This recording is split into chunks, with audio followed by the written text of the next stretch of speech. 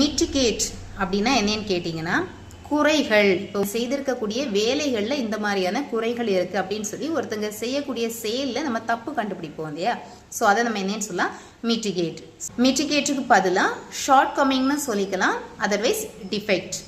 மிட்டிகேட்டுக்கு another meaning என்னன்னு சொல்லி பார்த்தீங்கன்னா தணித்தல். It means ப்ராபிட்டியேட் அப்பேஸ். அதாவது தணித்தல் அப்படிங்கிறது எந்த சுச்சுவேஷனில் நம்ம அப்ளை பண்ணலான்னு சொல்லி பார்த்தீங்கன்னா, ரொம்ப குளிராக இருக்கலாம், இல்லை ரொம்ப ஹீட்டாக இருக்கலாம், இல்லை ரொம்ப பெயினாக இருக்கலாம், இல்லை மோர் இரிட்டேஷனாக இருக்கலாம், டென்ஷனாக இருக்கலாம். ஸோ வாட் எவர் மேபி ஒரு விஷயம் லிமிட்டை மீறும் போது, எக்ஸஸாக இருக்கும்போது அதை என்ன பண்ணுவோம், டவுன் பண்ணுறதுக்கு. நம்ம ரொம்ப டென்ஷனாக இருந்தால் சொல்லுவாங்க இல்லையா, okay cool cool calm down அப்படின்னு சொல்லுவாங்க இல்லையா.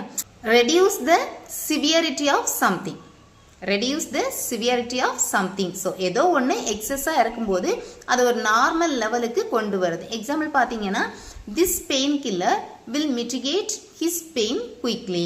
This pain killer will mitigate his pain quickly. இந்த பெயின் கில்லர் அவங்க எடுத்துட்டாங்க அப்படின்னு சொன்னால் அவங்களுடைய பெயின்லேருந்து அவங்க ஈஸியாக ரிகவர் ஆகலாம் அப்படின்னு சொல்லலாம். So whatever maybe what we have excess make it limit.